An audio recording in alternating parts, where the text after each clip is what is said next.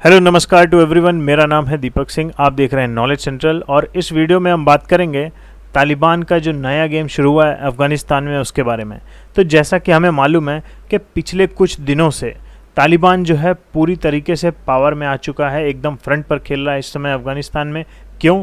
क्योंकि जो US troops थे तो उनको वापस बुला लिया गया है, जिस वजह से जो अफ़गान फोर्सेस हैं वो इस समय जो तालिबान की फ़ोर्स है उसका सामना नहीं कर पा रही है। और जो पूरे अफ़गानिस्तान के हालात हैं, जो वहाँ के लोग हैं वो सब बहुत ज़्यादा मुश्किलों में हैं।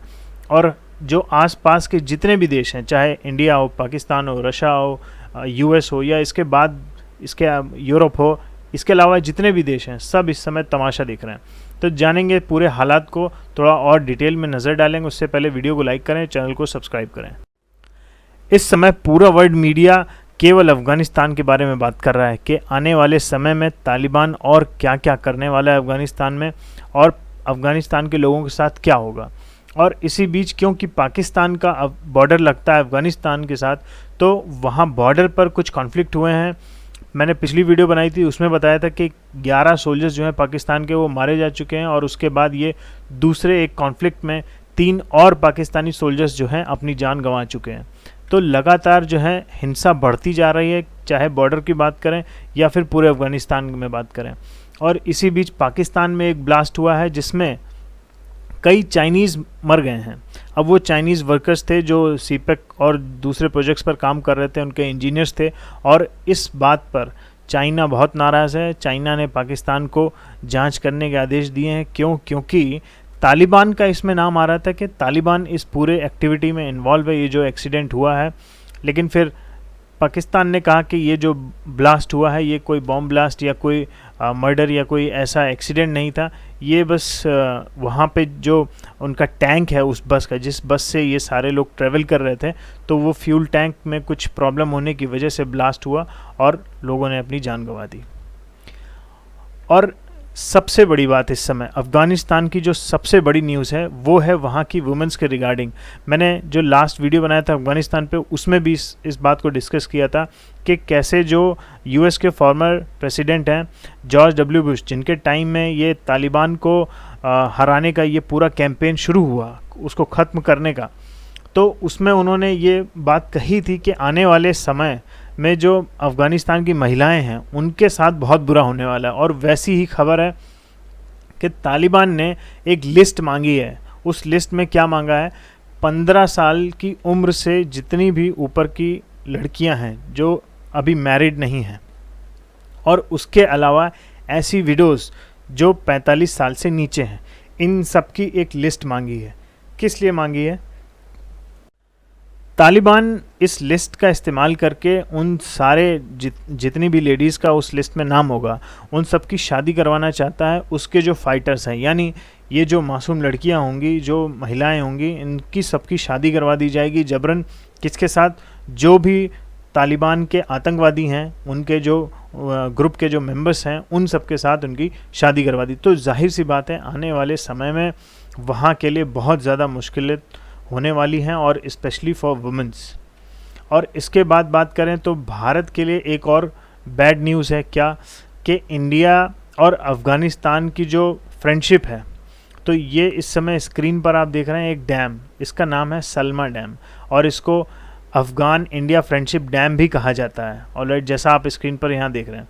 तो लास्ट टाइम क्या हुआ था कि तालिबान ने यहाँ के जितने भी स्टाफ हैं, चाहे वो सिक्योरिटी हो या फिर ऑपरेशन स्टाफ, सबको मार दिया था। और उसके बाद रिसेंटली 14 जुलाई को क्या हुआ है कि तालिबान ने कुछ रॉकेट्स लॉन्च किए हैं इस डैम पर, और ये धमकी दी है कि इस डैम को पूरी तरीके से डिस्ट्रॉय भी कर सकते हैं।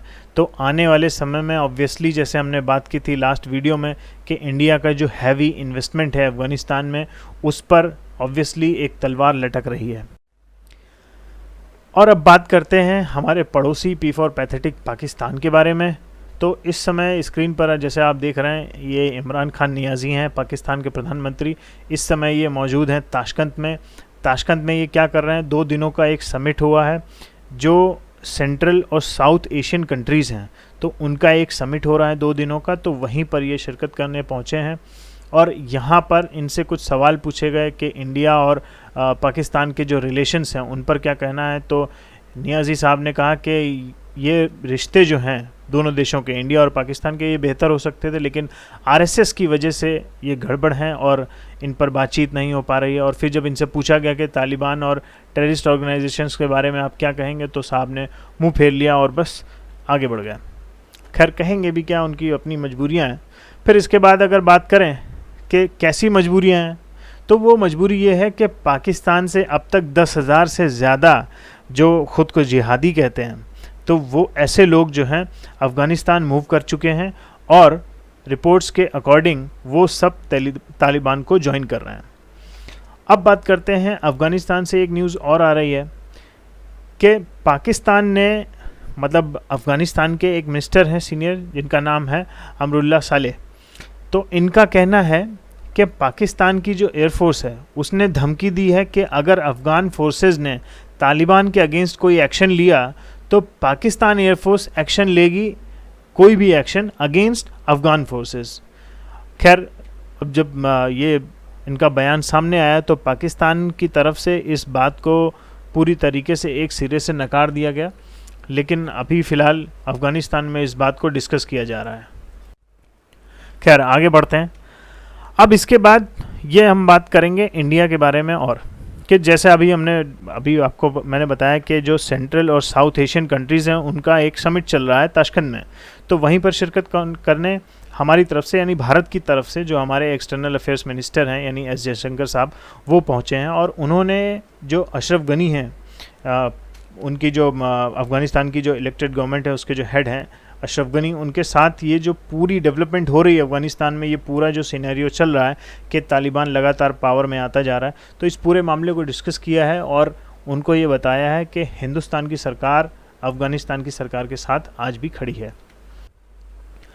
तो इस समय अफ़गानिस्तान से भारत के लिए एक और बैड न्यूज़ है कि दानिश सिद्दीकी, एक इंडिया के एक फ़ोटो जर्नलिस्ट थे, उनकी जो है ऑन ड्यूटी डेथ हो गई है। ऑन ड्यूटी से कहने का मतलब है कि वो अफ़गानिस्तान की जो सिक्योरिटी फोर्सेस हैं उनके साथ ये मूव कर रहे थे और जो ऑन साइट जो भी सिनेरियो था तो उसको ये प्रेजेंट कर रहे थे थ्रू फ़ोटोज़ एंड वीडियोज़। ये एक इंटरनेशनल न्यूज़ एजेंसी है रॉयटर्स, उसके लिए काम करते थे और उसी के थ्रू ये अपने जहाँ भी इनकी ड्यूटी होती, चाहे वो इंडिया हो, अफ़गानिस्तान हो, पाकिस्तान हो, म्यांमार हो, जहाँ भी ये रहे, तो जैसी भी इनको ड्यूटी मिली उस अकॉर्डिंग इन्होंने जो भी इंफॉर्मेशन वहाँ की थी वो शेयर की।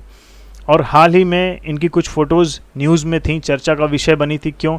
जैसा इसको आप देख सकते हैं कि अप्रैल और मई में हिंदुस्तान में कोविड की वजह से जो हालात थे कि लोगों की लगातार डेथ हो रही थी, और शमशान घाट का ये फ़ोटोज़ और इसके बाद एक फ़ोटोज़ ये, तो ऐसी तमाम फ़ोटोज़ इंडिया से आ रही थी और इसको जो ग्लोबल मीडिया है उसको लगातार डिस्कस कर रहा था।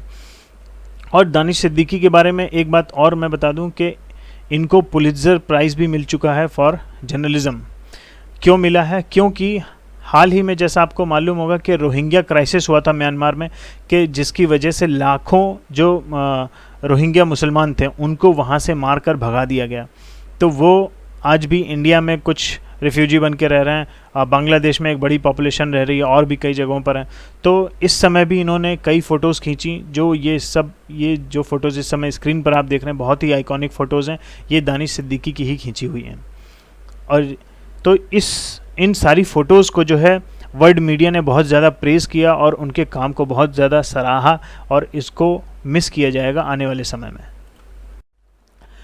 अब डिस्कस करते हैं इस पूरे मामले के अंत को, कि आखिर फाइनली हो क्या रहा है यहाँ पर।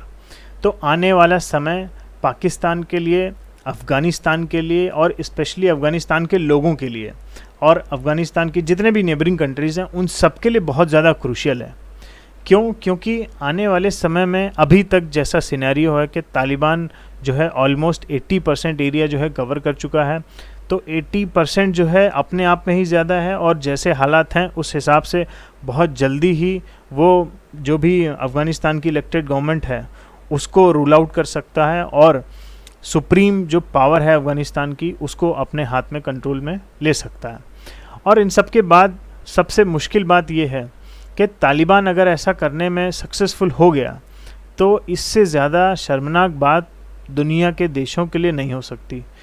कौन से देशों के लिए जो खुद को वर्ल्ड लीडर कहते हैं या अपने आप को वर्ल्ड सुपर पावर समझते हैं, बन गए हैं या बनने की कगार में हैं, ऐसे सारे देश।